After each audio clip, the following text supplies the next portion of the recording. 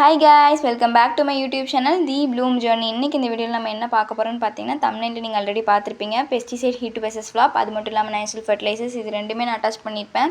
இது ரெண்டுமே நான் யூஸ் பண்ணி பார்த்துட்டு எப்படிலாம் இருக்குது, என்னென்ன அட்வான்டேஜ் டிஸ்அட்வான்டேஜ் அது எல்லாம் சொல்லியிருப்பேன். பிகினர்ஸாக இருந்தீங்கன்னா ரொம்ப யூஸ்ஃபுல்லாக இருக்கும்.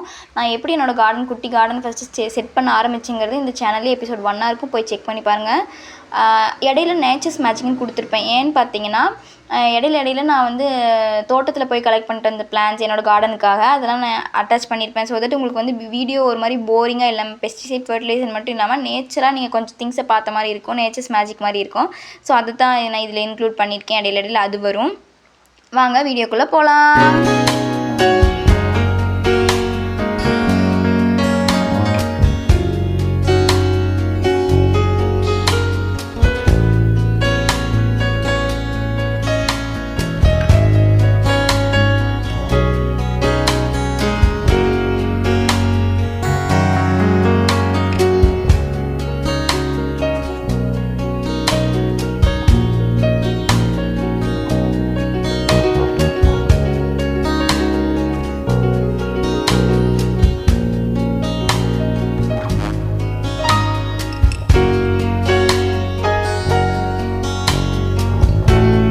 ஸோ ஃபஸ்ட்டு உங்களுக்கு புரிகிற மாதிரி ஈஸியாக நான் என்னென்ன யூஸ் பண்ணிகிட்ருக்கேங்கிறது இதில் சும்மா இன்ட்ரோ மாதிரி கொடுக்குறவாங்க.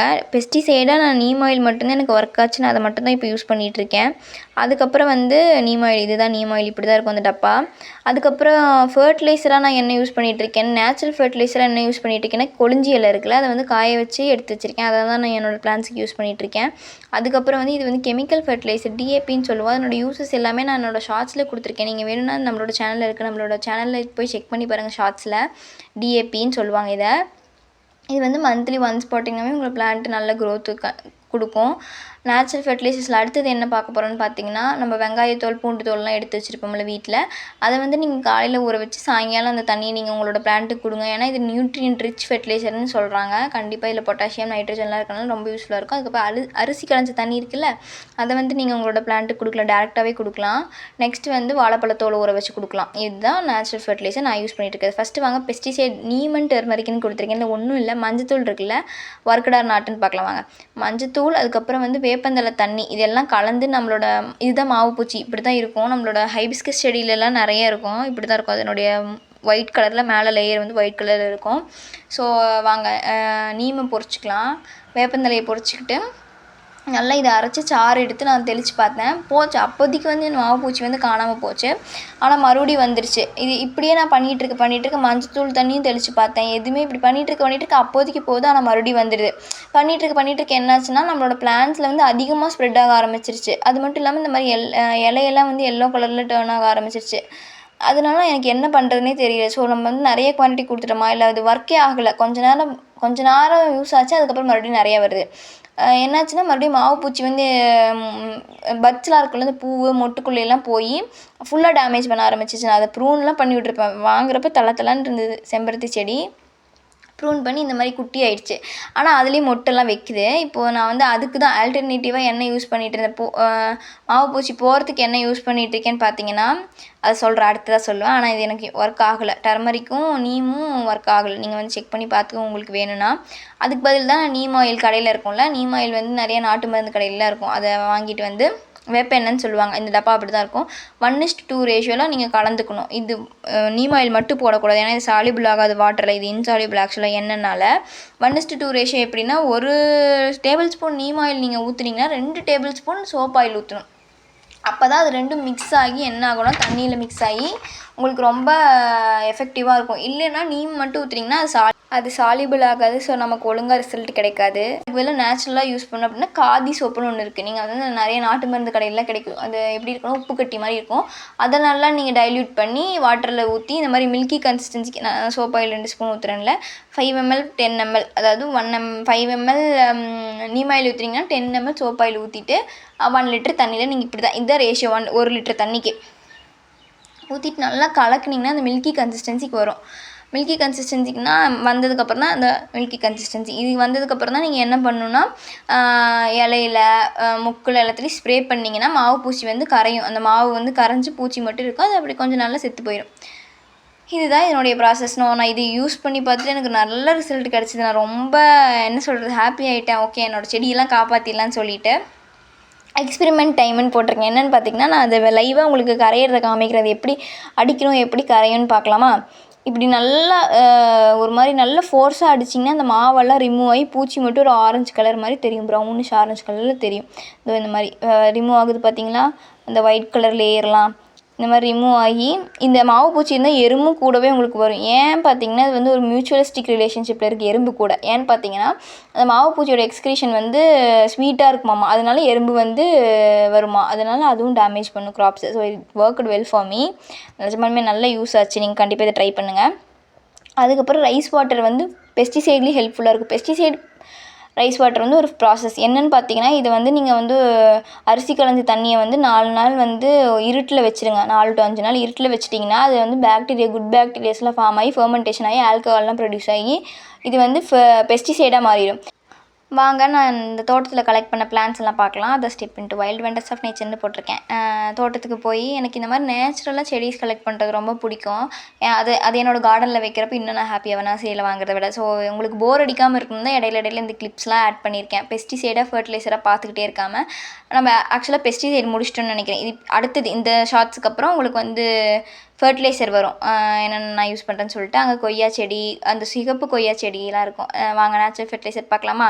அரிசி காய்ஞ்ச தண்ணியை நான் பெஸ்டிசைடுக்கு ஒரு மாதிரி சொல்லியிருப்பேன், ஃபர்டிலைசருக்கு ஒரு மாதிரி சொல்ல போகிறேன். ஃபர்டிலைசர் என்னென்னா, நீங்கள் வந்து இந்த 4 to 5 நாள்லாம் வைக்க தேவையில்லை. அப்படி வச்சிங்கன்னா ஆல்கஹால்லாம் ஃபார்ம் ஆகி டைல்யூட் ஆகி நீங்கள் வந்து பெஸ்டிசைடாக யூஸ் பண்ணுற மாதிரி இருக்கும்.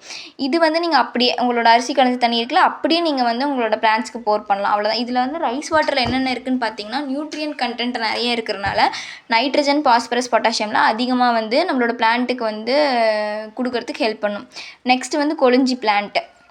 இது வந்து நேச்சர்ஸ் கிஃப்ட்டுன்னு தாங்க சொல்லுவேன் நான். இது இப்படி தான் இருக்கும். அந்த பிளான்ட் வந்து நம்மளோட இந்த வயக்காட்டில் அந்த மாதிரி சைட்லலாம் முளைஞ்சிருக்கும். நீங்கள் கிராம பகுதியில் இருந்தீங்கன்னா தெரியும், இது வந்து முளைஞ்சிருக்கு. அது இப்படி தான் இருக்கும் அந்த பிளான்ட்டு.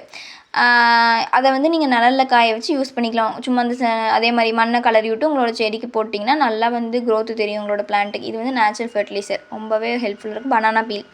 பனானா பீல் என்னென்னா, நீங்கள் இந்த இது இருக்கும்ல, வாழைப்பழத்தோல் இருக்கும்ல, அதை கட் பண்ணி இந்த மாதிரி தண்ணியில் ஊற வச்சு ஒரு 4 to 5 நாள் 5 to 6 நாள் இந்த மாதிரி வச்சிட்டிங்கன்னா அது வந்து நல்ல ஃபெர்டிலைசர். இது ரொம்ப ஹெல்ப்ஃபுல்லாக இருக்கும். இதுலேயுமே பொட்டாசியம் கண்டென்ட்டும் பாஸ்பரஸ் கண்டென்ட்லாம் ரிச்சாக இருக்கிறனால பிளான்ட்டுக்கு ஹெல்ப் பண்ணும். இந்த 3 ஃபெர்டிலைசர் தான் நான் யூஸ் பண்ணிகிட்ருக்கேன். அது மட்டும் இல்லாமல் அடிஷ்னலாக நான் இன்னொரு ஃபெர்டிலைசர் யூஸ் பண்ணுறேன். அதே அடுத்த இந்த ஷார்ட்ஸுக்கு தவிர அடுத்த அப்படியே வாங்க, இப்படி சொல்லியிருப்பேன், வாங்க பார்க்கலாம். மறுபடியும் வாங்க நேச்சர்ஸ் ஹிடன் மேஜிக்கில் போகலாம்.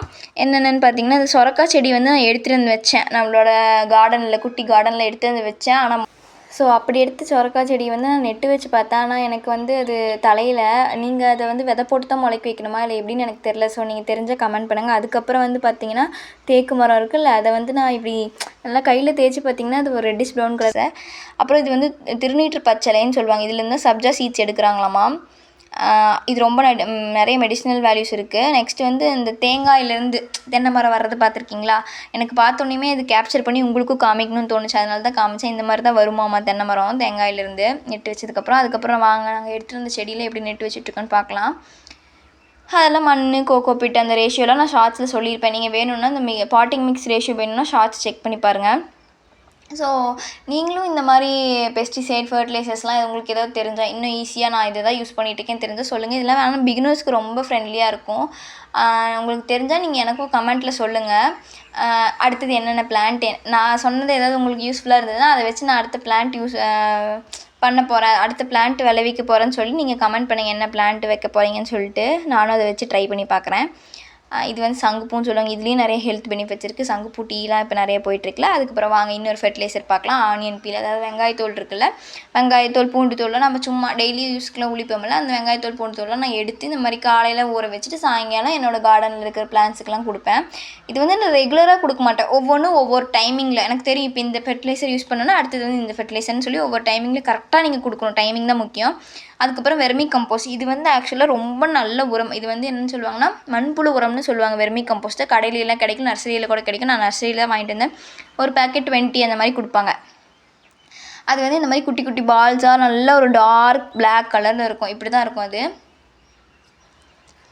பார்த்தீங்களா, உங்களுக்கு எடுத்து காமிச்சிட்ருக்கேன்ல. இதை வந்து நீங்கள் எவ்வளோ வேணாலும் உங்களோட செடிக்கெலாம் போடலாம். நல்லாயிருக்கும், ஒரு ஃபெர்டிலைசராக நல்லா யூஸ்ஃபுல்லாக இருக்கும்.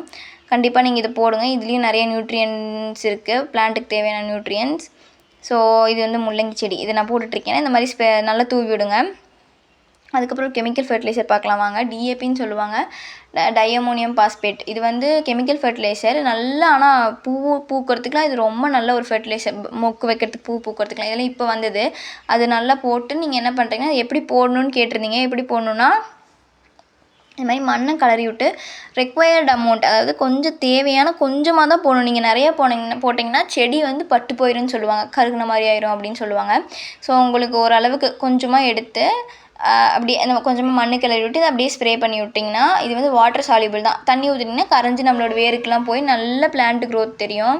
இது கூட தான் இன்னொரு செடி வாங்கிட்டு வந்திருப்பாங்க. அதாவது இதெல்லாம் பொறிச்சிட்டு வந்த செடி தான், பக்கத்துலேருந்து எடுத்துகிட்டு வந்த செடி தான். ஸோ நான் பாதி நர்சரியில் வாங்கியிருந்தேன்னா பாதி இந்த மாதிரி கலெக்ட் பண்ண செடி தான்.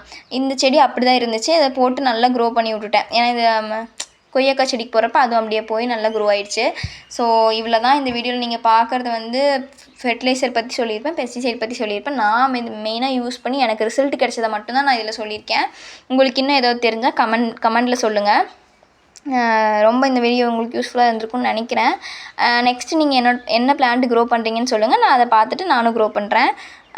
தேங்க்யூ ஃபார் வாட்சிங் friends. Until next time, keep growing, glowing and gardening. Bye bye from the Bloom Journey.